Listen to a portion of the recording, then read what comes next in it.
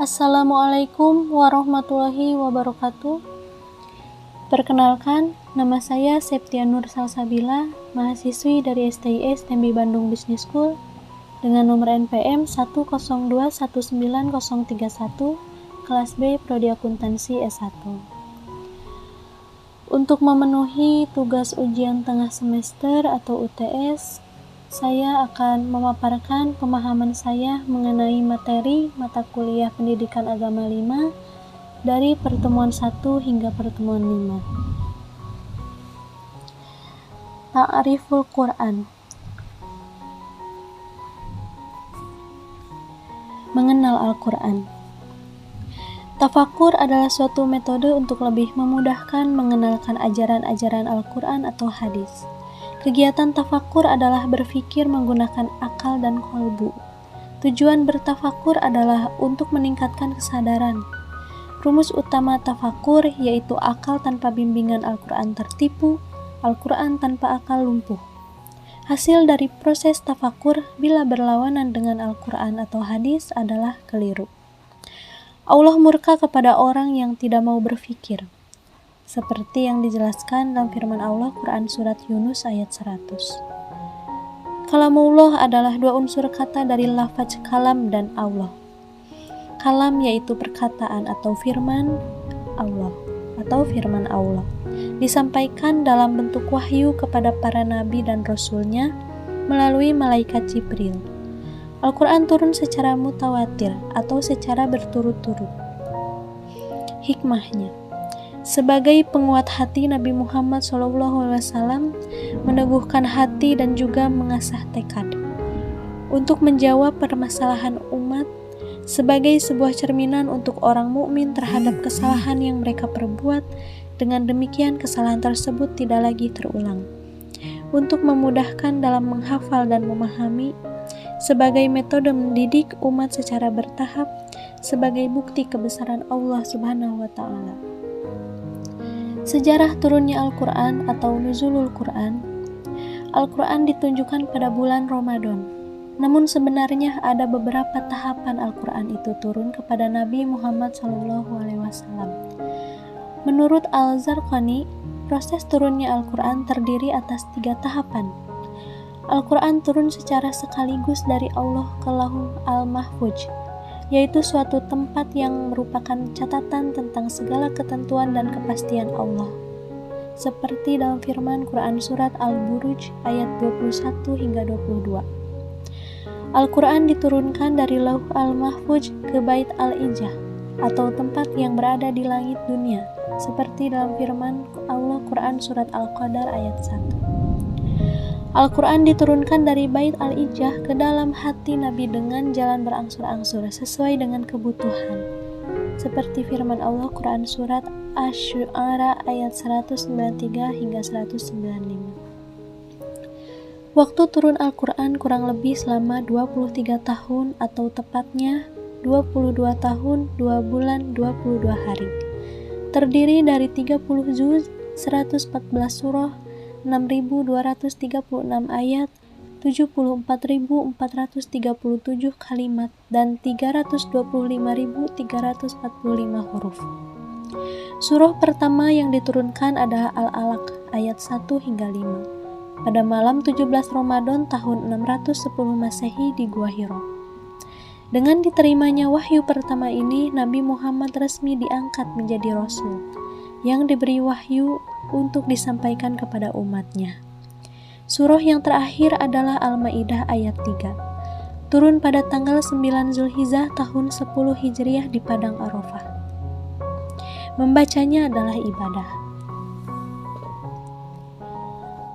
Ta'riful Quran sebagai mukjizat. Mukjizat artinya sesuatu yang luar biasa yang bertentangan dengan adat atau keluar dari batas-batas faktor yang telah diketahui. Al-Quran adalah mukjizat seperti dalam firman Allah Quran Surat Al-Baqarah ayat 23 dan Quran Surat Hud ayat 14. Dari segi isinya mengandung mukjizat diantaranya terdapat berita-berita dan janji-janji mengenai masa yang akan datang, di mana hal itu merupakan hal yang di luar kemampuan manusia untuk mengetahuinya.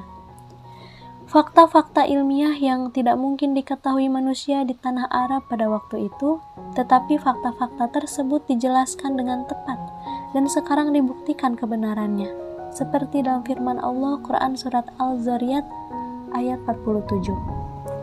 Keistimewaan Al-Quran sebagai mukjizat yang dimiliki Nabi Muhammad. Al-Quran diturunkan oleh Allah dan langsung dipelihara olehnya. Seperti dalam firman Allah Quran Surat Al-Hijr ayat 3. Al-Quran tidak turun sekaligus, mengangsur-angsur selama 22 tahun 2 bulan 22 hari. Para ulama membagi masa turunnya Al-Quran menjadi 2 periode, yaitu periode Mekah dan periode Madinah.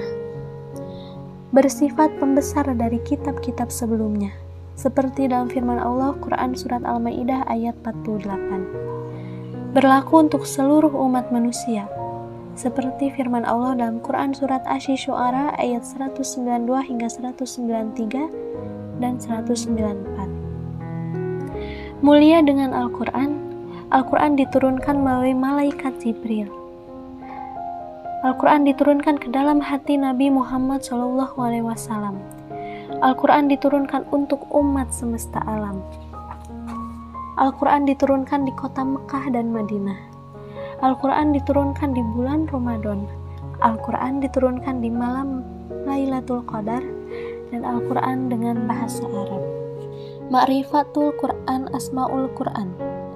Nama-nama Al-Quran. Al-Quran secara bahasa berarti bacaan, karena seluruh isi dalam Al-Quran adalah ayat-ayat firman Allah dalam bentuk bacaan yang berbahasa Arab. Seperti dalam firman Allah Quran Surat Al-Waqi'ah ayat 77. Firman Allah yang berbentuk mukjizat diturunkan kepada Nabi terakhir melalui malaikat Jibril yang tertulis di dalam mushaf, yang diriwayatkan kepada kita dengan mutawatir, merupakan ibadah bila membacanya, dimulai dengan surat Al-Fatihah dan diakhiri dengan surat An-Nas. Nama lain Al-Quran adalah yang pertama Al-Kitab, seperti firman Allah dalam Quran Surat Al-Baqarah ayat 2 dan Quran Surat Fussilat ayat 41. Yang kedua Al-Huda, sebagai bentuk petunjuk dan pedoman kelangsungan hidup dalam segala sesuatu, seperti dalam firman Allah Quran Surat Al-Baqarah ayat 185. Lalu yang ketiga Ar-Rahmah atau Rahmat. Yang keempat An-Nur, menjadi cahaya bagi kehidupan yang akan menuntun manusia menuju kebenaran, menjauhkan kegelapan, kesesatan, serta kejahilan. Lalu selanjutnya Ar-Ruh. Lalu ada Asy-Syifa atau penawar atau obat. Kemudian Al-Haq atau kebenaran. Isi Al-Quran dari awal hingga akhir mengandung kebenaran yang datang dari Allah Subhanahu wa Ta'ala, seperti firman Allah dalam Quran Surat Al-Baqarah ayat 147. Lalu kemudian ada Al-Bayan atau keterangan, memberikan penjelasan mana yang hak dan yang batil, mana yang baik dan mana yang buruk, seperti dalam Quran Surat Al-Imran ayat 138 dan Quran Surat Al-Baqarah ayat 2. Dari Imam Malik, beliau menyampaikan, sesungguhnya Rasulullah SAW bersabda, aku telah meninggalkan kepada kalian 2 perkara. Kamu takkan pernah tersesat selama kalian berpegang teguh pada keduanya, yaitu Kitabullah Al-Quran dan Sunnah Nabi. Lalu selanjutnya Al-Mau'izah,